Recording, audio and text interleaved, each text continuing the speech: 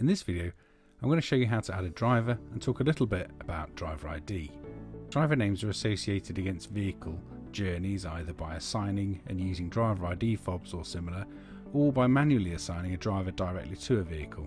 Here I will associate a driver directly with a vehicle. Perhaps the client doesn't use fobs and drivers rarely change vehicles in this scenario.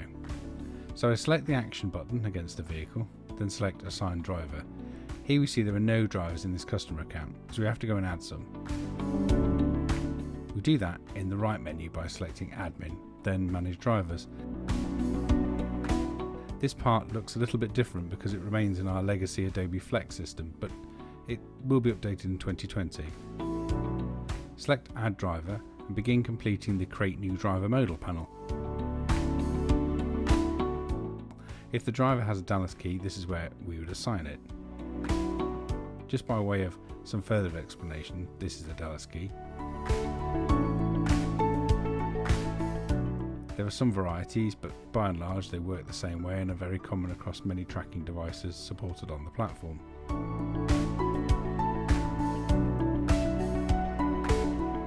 We support other forms of ID too, with very successful implementation of MyFare cards. They're great because they can double up as staff ID or be used for door access to buildings, staff canteens, etc.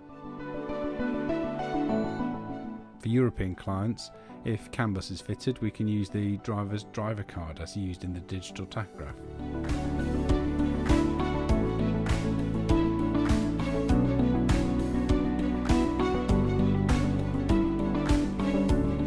There's also low energy Bluetooth, such as these from Teltonica.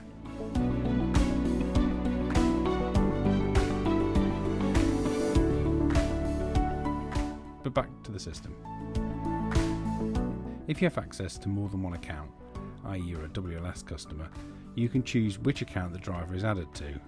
Unless you're giving the driver access to the Android or iOS vehicle defect system, you don't need to enter a username or password. Submit, and you can see we now have a driver. I'm going to do it once more, but without the chat, just to show you how quick it is.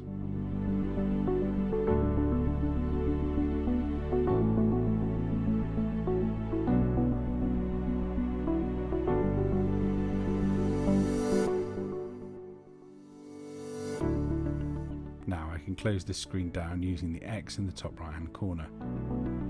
Now when I select Action Assign Driver, I can see our new drivers are available for selection. I select Save, and immediately the driver's name is now visible against the vehicle. If I wish to unassign the driver, I select Action, Edit Vehicle Driver, and choose None.